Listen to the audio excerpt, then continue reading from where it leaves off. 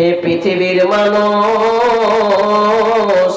আমি তোমাকে গাড়ি দিলাম, বাড়ি দিলাম, টাকা পয়সা, জমি ধন দৌলত সবকিছুই তোমাকে দিলাম, তুমি দুনিয়ায় সবকিছু পেয়েছো রে।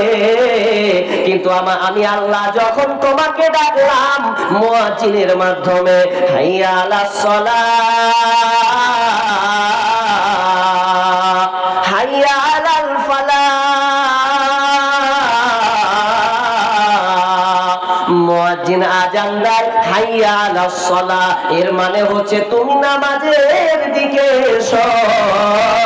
হাইয়া আলাল ফালাহ, যদি তুমি কল্যাণ নিতে চাও, আপনার শান্তি পেতে চাও, ফালা নিতে চাও, তাহলে তুমি মসজিদে এসে ঢুকে যাও। তো আমার আল্লাহ এটা মুয়াজ্জিনের মাধ্যমে প্রতিদিন 5 বার ডাকে। এরপর আপনি আল্লাহর মসজিদে হাজির দিচ্ছেন না, যে আমার আল্লাহ বলছেন এগুলো যত ফাসাদ তোদের কারণেই হচ্ছে, এগুলো তোদের হাতের কামাইয়ের কারণে হচ্ছে। আর আমি যে আযাব গুলো দিচ্ছি, কেন দিচ্ছি? লাআল্লাহুম ইয়ারজিউন, যাতে করে বান্দা তুই যেন আমার মসজিদে এসে ঢুকে যাস, যাতে তুই আমাকে চিনতে পারিস, স্যালেন্ডার হয়ে যাস, মাবুদ রে ভুল করেছি। এই জন্য আল্লাহ সুবহানাহু ওয়া তাআলা মাঝে মধ্যে আমাদের কৃতকর্মের ফলগুলো দিয়ে আমাদের আযাবগুলো পাঠান।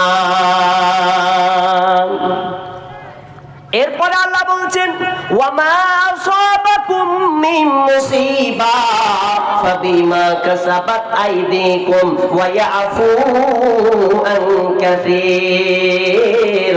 আমার আল্লাহ বলছেন, ওয়ামা আসাবাকুম মিন মুসিবা, তোমাদের যত বালা মুসিবত আছে, ফাবিমা ওয়ামা আসাবাকুম মিন মুসিবা ফাবিমা কাসাবাত আইদিকুম, এটা তোমাদের কৃতকর্মের কারণে, এটা তোমাদের ব্যবহার নেচার, তোমাদেরই কারণে এটা হয়েছে। ওয়ামা আসাবাকুম মিন মুসিবা ফাবিমা কাসাবাত আইদিকুম ওয়া ইয়াফু আন কাসীর। আল্লাহ সুবহানাহু ওয়া তাআলা বলছেন, এর কারণে আমি অনেক পাপ আমি আল্লাহ ক্ষমা করে দিই।